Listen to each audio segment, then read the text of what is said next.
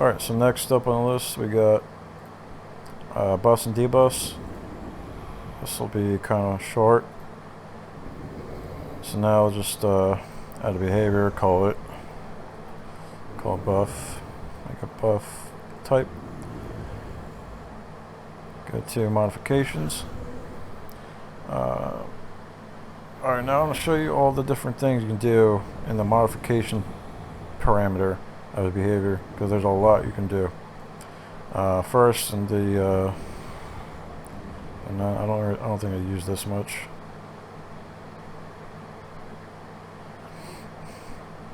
No, I never. I think that's actually new too. Maybe I never really use that. Abilities is where you can enable and disable in these two parameters or fields. You can disable and enable abilities with this behavior. So, and you don't want to put move ability here. You can do that actually in this tab. I'll show you. You can also disable ability classes. You know, all affect instant types, target types, train. Just to name a couple of the more popular ones. You know, morph. If you want a unit to not be able to morph. But like attack and move, you can just do that in the behavior tab. So that's what that's for. Movement. We got the movement speed multiplier. That's what I showed you earlier.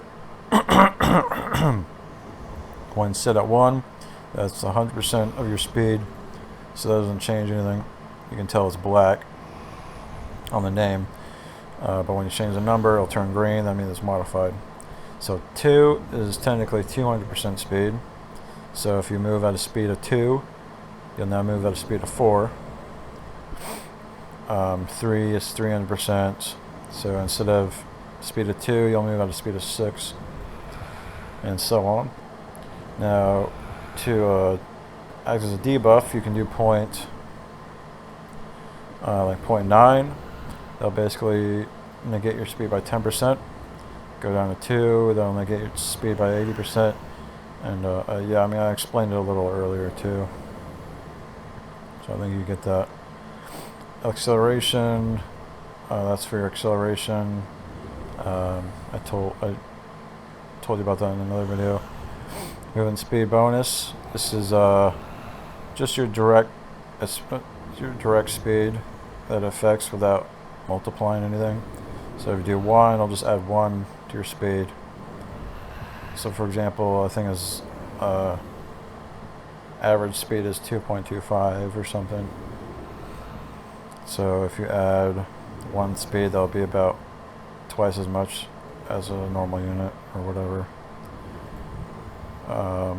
The rest, I don't really mess around with the rest here. You can have the movement speed maximum. That's how a max your unit can move. So if you put at 3, that could basically be a debuff in that case. I don't think that's really a buff. But your unit will move no faster than speed of 3, which is about almost as fast as a Zergling or so. If you set it to 1, it'll move out like a snail at all times.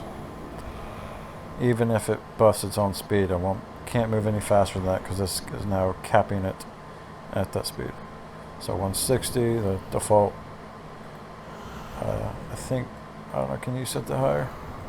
No, you can't set that. That's the max speed in game. Seems like. So next we go to combat.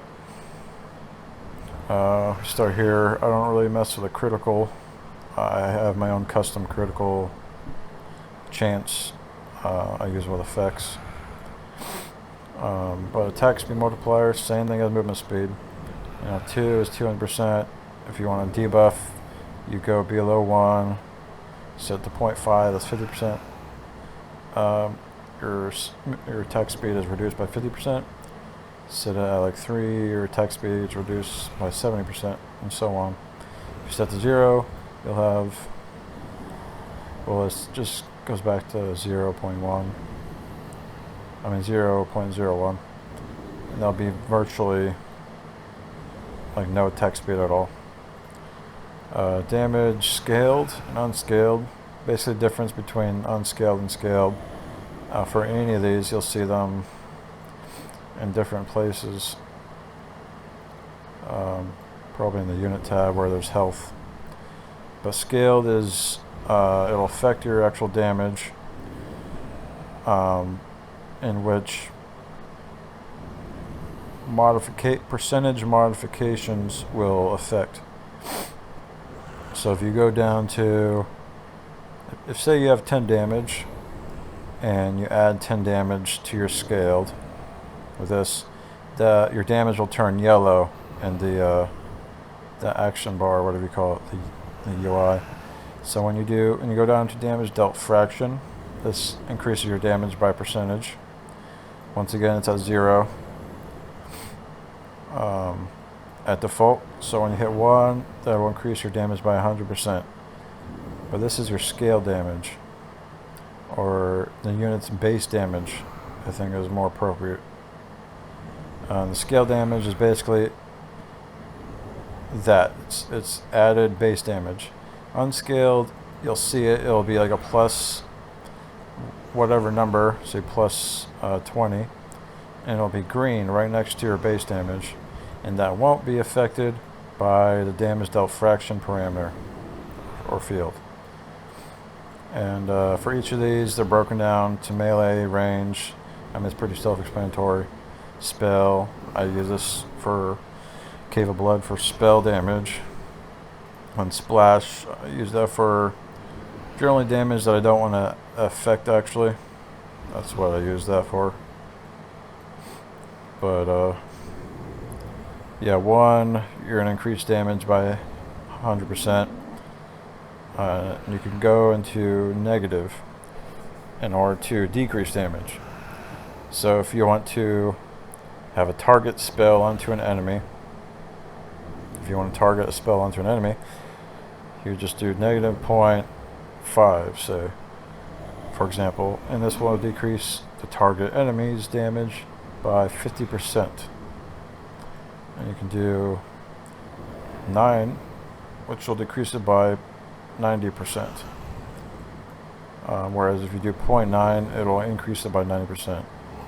Or 0.4, increase it by 40%. I think you get the idea. And that's that for those. I think one more that I use in here. You just skip all that, I don't really use that. Is Vital Leech from damage dealt. Now this is fun to use. This is basically life steal, or one method of life steal as a passive for any kind of melee, range, or spell damage. So, and you can also make it leech damage, or leech shields and energy from damage dealt. So say if you do energy, if you and this is a percentage, so I think how this works, yeah, all these are percentages. So if you go to energy, you do 0.5, that is going to be insanely OP actually. Normally with these I use low percentages like 1, 2, 3%. 50% would be quite insane, because basically 50% of the damage you deal with spell damage, you'll get that back in energy. That's basically what that's saying. Or if you do range damage, say 0.05%, that's a little bit more real. So that's, I mean that's basically 5%.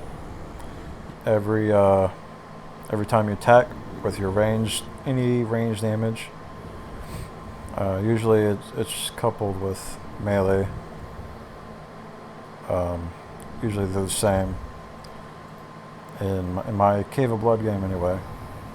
These two count as physical damage, so they're always modified together, and spell is by itself, and then I don't do anything to splash usually. But this is basically 5% of the physical or attack damage that you deal. You'll get that back in 5% shields. So you deal 100 damage, 5% is 5, so deal 100 damage, you'll get 5 shields from that, or 5 life, however you want. And that's that. That's basically combat. We go to the behavior tab. This is where you can do attribute changes, if you can do attributes. Stats like strength, intelligence, agility, stamina, endurance, all that. You would add them in here. If behavior, say, of an item, because this is how items give you extra stats, you use behaviors. So you can have them give stats instead of other modifications. And stats is that's its own video. I'll show you another time. But it's basically you choose a tribute here and give it points. Like 3 strength, 5 intelligence, or whatever. So you can disable and enable ability classes. I don't really use this because this is I don't know, I just don't really use it, but you can see it disables different buff, all buffs actually. It'll disable all buffs. You can make it disable all spawns, which is basically a spawner that spawns units periodically. That's what that behavior type is. Veterancy, you can make it, you can make it disable people's experience and leveling behavior if you wanted. So that's what that's for. I don't really use those though. Behaviors, disabled, enabled. This is, I just showed you that. That's pretty self-explanatory. I think you can get that one. This is what I use most of the time in the behavior field of a buff or debuff. In this case, any of these on these lists can either be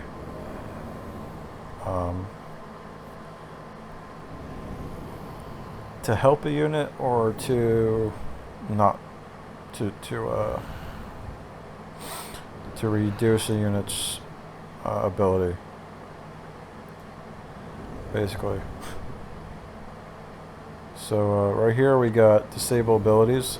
If you check this, all of its abilities will be disabled. It won't even be able to move or do anything. And that's that. Disable weapons. That's pretty self-explanatory. Just disables the unit's weapons, all of them. Enable attack move.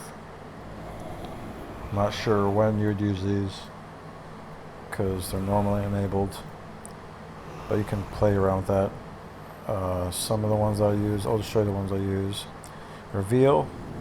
If you check reveal, say you have an ability that you target an enemy with, and say it's some kind of like it'll basically show the unit,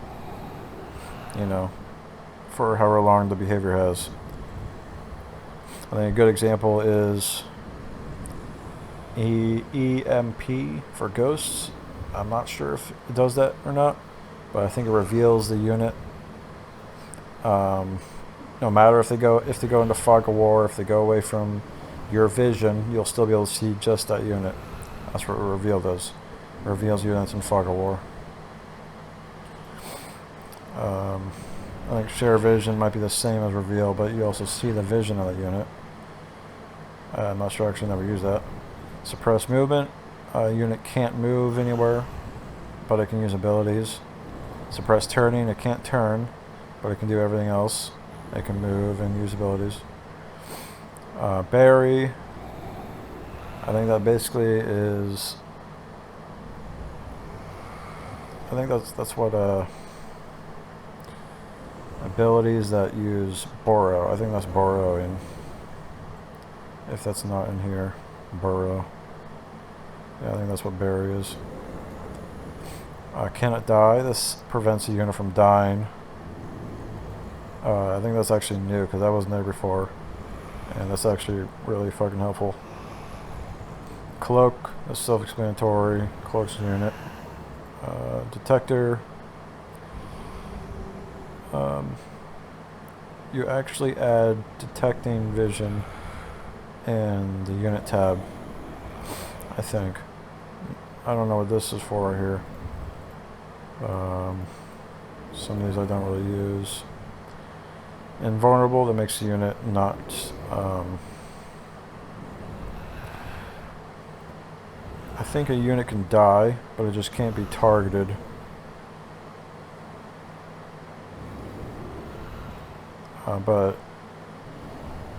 Or damaged, but I think in some cases it can die. Somehow that's, I don't know. It's kind of like cannot die, but I guess cannot die, you can be targeted still. I think that's the difference.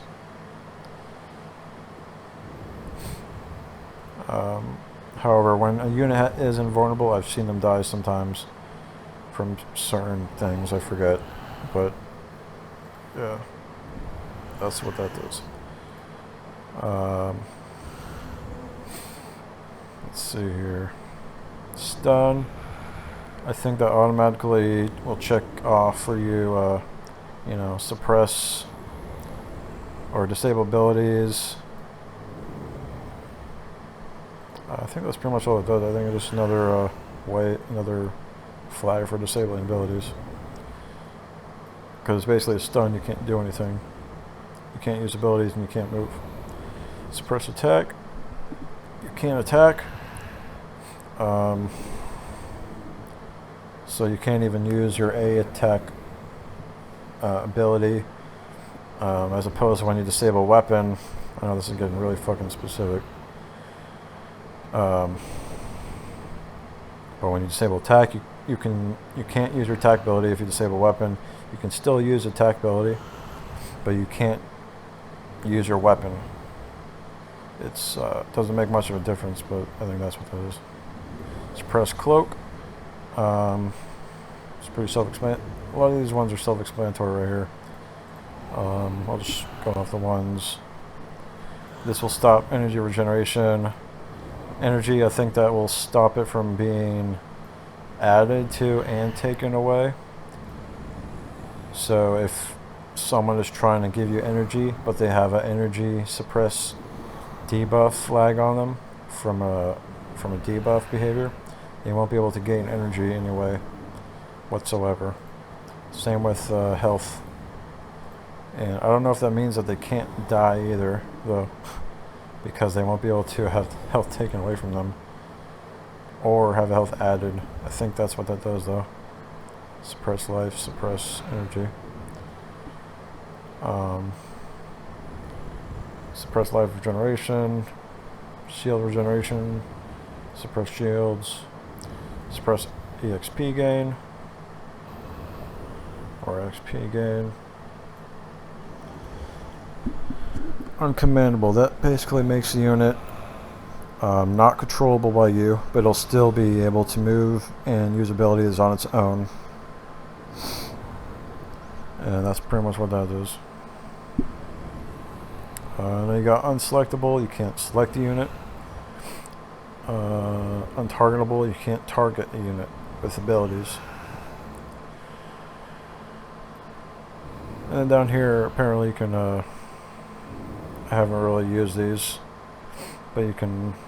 Actually, no. I think I have. You can use. I use these for my XP potions and Cave of Blood. This is just multiplies your experience. I'm not sure what these do though. And that's the behavior tab. We'll go to units, and there we go. This is the detect This will add detection for cloaked or stealth units. Say I think a normal, like an overseer or observer has like 8 or something, or 10. That's what that is.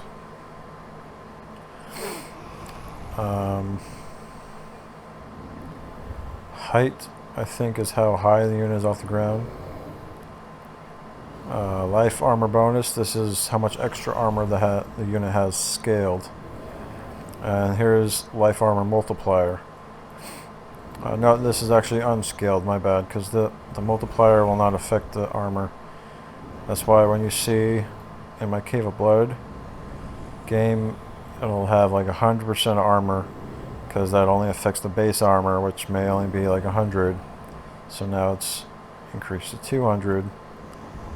Whereas if you're getting, say, 20,000, that's a bit much. If you're getting an extra 3,000 armor from bonuses like this, this won't multiply this from items. I'm using it as an example from Cave of Blood. That's that. Sight bonus, that increases the vision range from a unit. Supplies increases how much food a unit can give. Time scale increases, I think, a number of things. It says rather speed at which the game time advances when the behavior is active. That will increase everything on the unit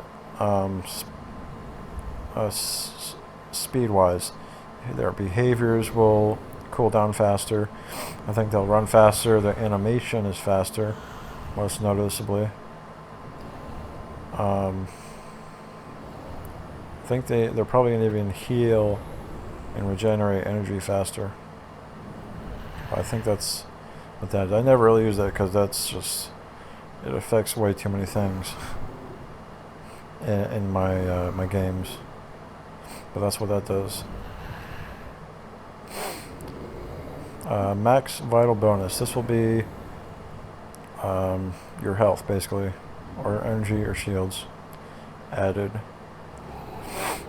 And this is the fraction, so this will affect your energy, life shields. And this is unscaled, so this won't affect this. Energy, vital regeneration bonus scaled. This is basically your vital regeneration. I mean, that's pretty simple, straightforward. And there's regeneration multiplier. This will be the percentage at which your vitals regenerate faster. Or no, it increases the your vital regeneration that's on your unit. Increases those numbers by percentage. Not your health being healed at a percent, if you understand what I'm saying. Weapon. This is where we can add weapons with this behavior tab. We can enable and disable weapons, and we can right here, weapon range bonus. We can give more weapon range to, this one says all weapons, melee, and this is non-melee. Weapon scan. I probably went over that in another video, but it basically is the range at which a unit detects a unit and starts to be aggressive and goes towards them to try to attack them. I think it's always based at 5 for every single unit in StarCraft, like melee and everything. But say if you do 20, they'll detect a unit from very far away and run after it to attack it. You can enable and disable turrets.